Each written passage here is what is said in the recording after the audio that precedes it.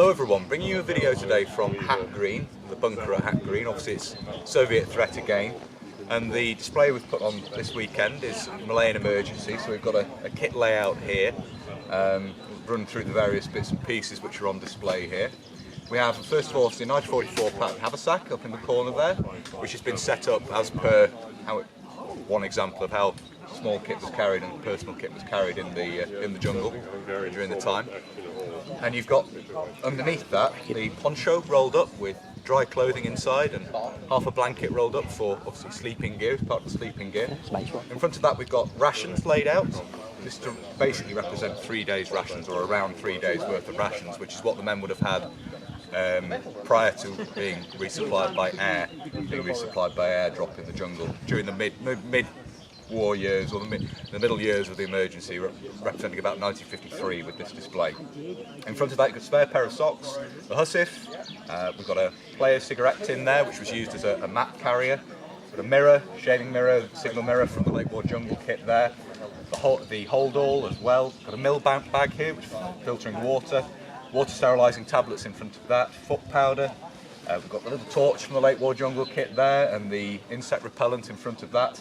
Obviously a water bottle there, the 1944 pattern machete, bandolier of 303 ammunition, obviously for use with the number 5 rifle here, boxed ammunition, a reproduction but a white phosphorus grenade, a number 80 grenade there, and then rifle cleaning kit behind that.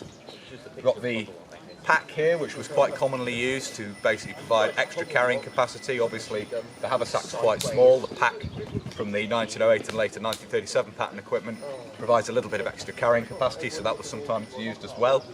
In front of that we have a toggle rope here, Owen gun, obviously another popular small arm in the jungle, basically replacing the Sten in British use. The Australians provided Owens to the British Army to use in Malaya, in the Malayan emergency. And as part of that we have a belt kit set up here.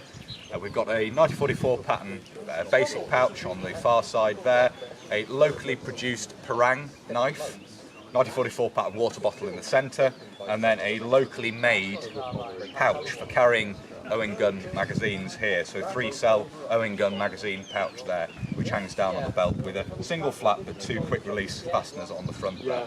And finally, behind me here, we have the Mark III Bren, which is obviously the standard Bren in use at this time period. So there we are, that's the kit we've got laid out here. 2 more things actually to talk about. One is the basher here. We've got a poncho over a jungle hammock set up here, parachute silk sleeping bag laid out on there, and then over the far side there we have an example of the man-pack carrier as well. So that's our display here this weekend, as I say, representing the middle years of the Malayan emergency, circa 1953. And so far it's been very good. We've had quite a few interested people around, and no doubt we'll have a look at some of the other displays that are going on here this weekend as well. So we're here with Matt again, who's a regular performer for us at Hat Green, who's actually got a Chinese display this year. So Matt's very kindly going to run through some of this kit he has on display here. So take it away, Matt. Okay, so if we start with the big obvious thing, the axe, from the back we have a Type 56 RPD. Chinese clone, literal clone of a Russian RPD. Nothing fundamentally different apart from the stance. To the left of that, below it, we have a Type 53 Mozzie, again, a clone of a Russian weapon, the M44, adopted by the Chinese in 1953, shortly after it was replaced by various Type 56 things. Later ended up being passed off to lots of Chinese-aligned communist insurgencies and resistance forces and all sorts of other freedom fighters and things around the world. Not particularly popular in Southeast Asia. Although its size is better for people with smaller frames, it fires a full power 7.62 by 54R cartridge, so it kicks like a mule and you will lose your eyebrows if you fire it. Below that, and again slightly to the left, is another Type 56, Type 56 SKS, again adopted in 56. The Chinese still issued that as a primary service weapon to most infantrymen as late as the early 80s. Not a bad gun, but completely out of date by that time. Virtually a clone of the Soviet SKS. Differences were minor and generally limited to the bayonet on some versions. Below that we have this green thing here, is the chest rig for the SKS. Holds, at a squeeze, 20 10-round stripper clips, which is a lot of ammunition for a semi-automatic rifle, by 7.62 by 39 short. Here, on that, we have a replica Type 67 stick grenade. The Chinese were issued the M24s, the steel hand grenade, by the Germans during the Chinese part of the Second World War, and were very fond of them. Made them after the war, but by 1967 they were a little long in the tooth, and they produced their own stick grenade version.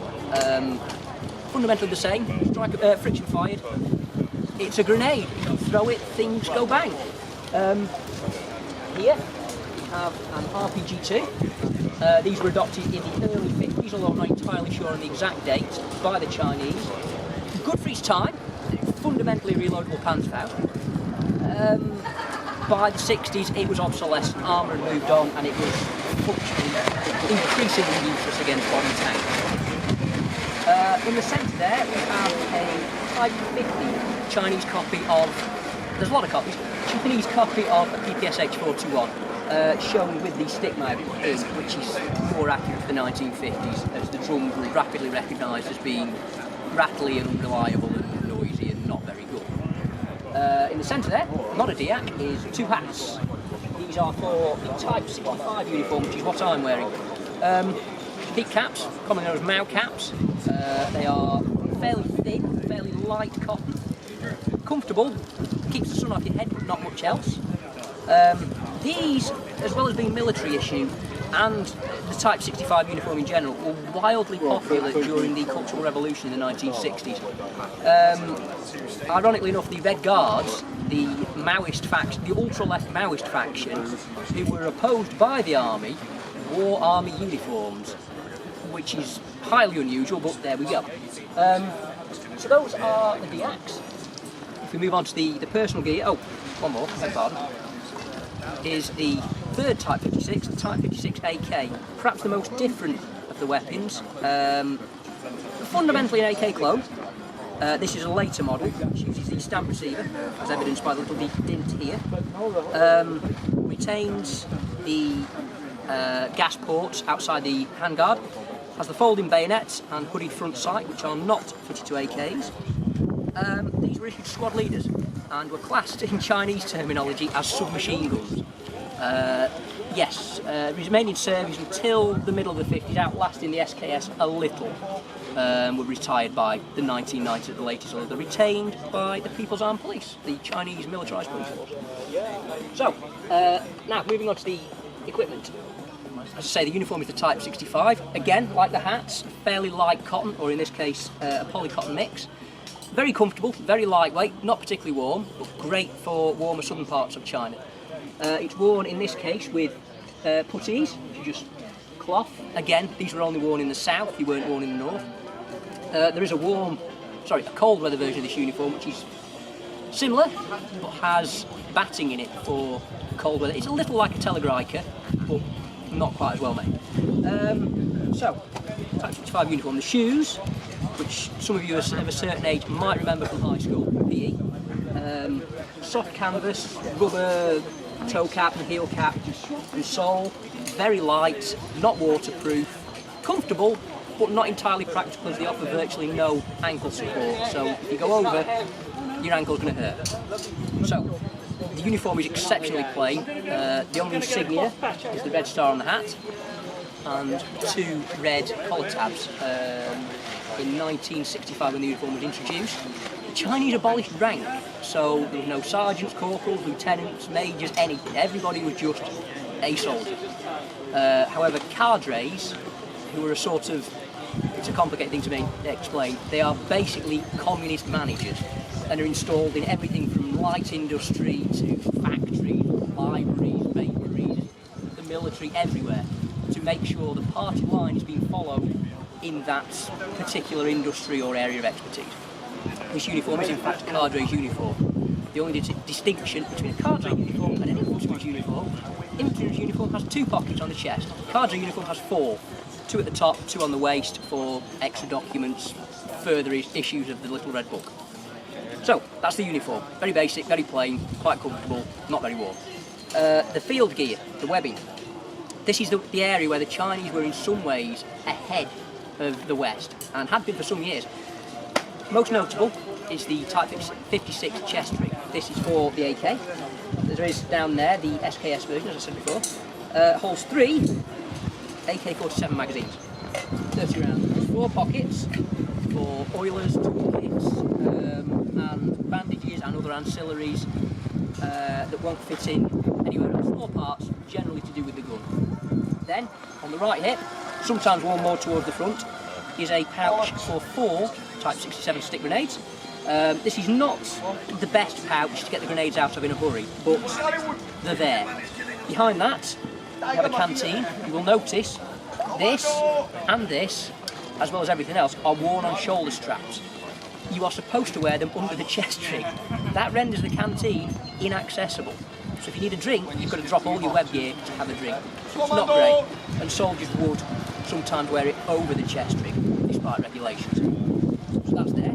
On the other hip, moving around, we have the haversack, which is, like most haversacks, a fairly universal bag for holding food, spares, tools, anything that won't go anywhere else. If you were carrying the mess tin, which in this case is a Type 50 mess tin down there, that would sometimes go inside your haversack with food inside that to free up a little bit of space. Otherwise, it can be worn over the shoulder. Next to the mess tin in the little bag, we have the absolutely atrocious design. It is the Type 64 gas mask. Very small, very compact. It fits in the central pocket on the backpack when not being used. It's generally not carried because the Chinese never really considered chemical warfare in any of the theatres they were in during the Cold War. It is an absolutely atrocious design. It's an unusual cheek filter gas mask. Lovely star on there. The problem with it is, you can't change the filter without destroying the mask.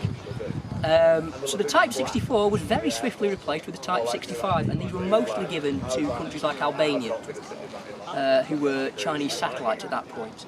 It's actually not an uncomfortable mask, it is just a terrible design. As I say, that would be worn in the central pouch on the backpack, and I suppose we should mention the backpack. It looks awfully like a US Alice pack. Central compartment generally carries clothes, washing equipment, towels, that sort of thing. And the other pouches were for ancillaries that didn't really have anywhere else, aside from this, which, as I say, carried the gas wrapped up in its bag. And I suppose the last piece of equipment to mention is this unusual looking thing. Nicknamed the elephant's trunk. It is literally a cloth bag full of rice and would constitute a majority of a soldier's rations. Tinned rations were issued, but the majority was just rice, which would be boiled and eaten with whatever was available. And that would usually be worn like a horseshoe, looped over the top of the bag. When it wasn't being carried on pack animals and supply vehicles. And I think that just about covers. Oh, the helmet, of course, the last thing. Put it on my head, I forgot to put it on. This is the GK80, commonly misinterpreted as an M1 clone. It's actually more closely related to the Japanese helmets during the Second World War, although fitted with a completely different and actually quite nice liner. Similar to the M1, but with foam padding, very comfortable. The strap doesn't come undone, it has a sliding fastener that remains attached at all times. Not a bad helmet. Quite complex for considering the simplicity of the rest of the gear. And yeah, either that or the hat, depending on the situation. And that, I think, covers the entirety of the Chinese Type 65 uniform, as I understand it. Fantastic. Thank you very much indeed, Matt. Much appreciated. Thank you. So I'm here with the group Abteilung 90 who are representing the Bundeswehr during the latter stages, the mid to latter stages of the Cold War. And they're very kindly going to run through some of the kit that's on display here. So take it away, guys. Yeah. Okay. So what we've got here is a selection of uniforms, equipment, and weaponry from the Bundeswehr from circa around 1960 to around 1985, late 80s. So if you want to start with myself, what I'm basically wearing is some top beret, obviously, with Jäger badge on it, which is the light infantry of the Bundeswehr. We've got the moleskin uniform, which is a lightweight multi-purpose uniform.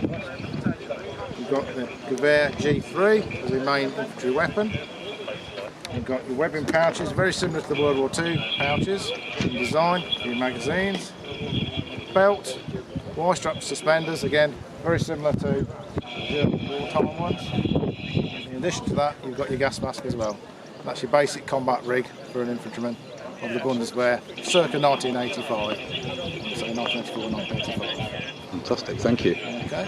Okay, and could you run us through some of the stuff that's on display as well? Certainly. We've got period tape player with marches. We've got an Uzi MPI 9mm submachine gun, a bayonet for the G3, another gas mask, we've got binoculars, we've got the older pattern jack boots as they're called, very similar again to the wartime design with minor modifications. We've got some helmets, which again the interior is basically the same as the wartime again, but the shell is the sort of US M1 clone, the NATO standard, as was the norm of many sort of NATO armies at the time. We've got some gloves, brake bag, and again we've got the MP2 pouches, more gas mask tins.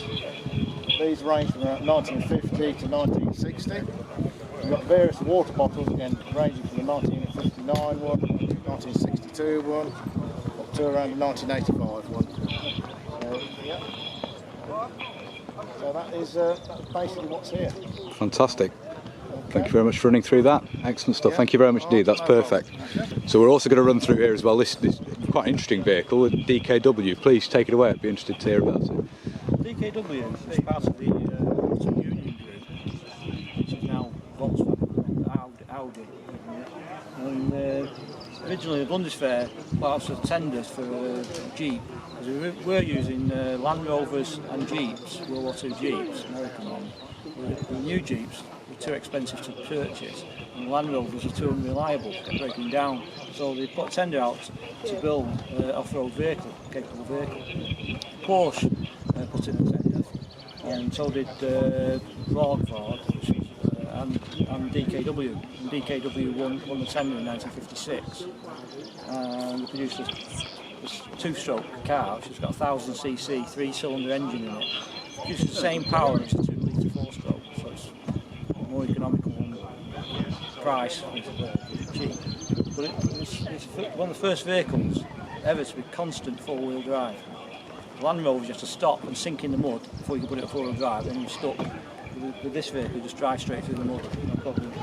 And this particular one's marked up obviously as a medical vehicle. Yeah. Is it sort of immediate aid? It's not an ambulance per se, is it? But yeah, I see. Yes, understood. Yeah. Get about. Interesting, and quite an effective vehicle. Then they were quite a rugged and yeah, excellent.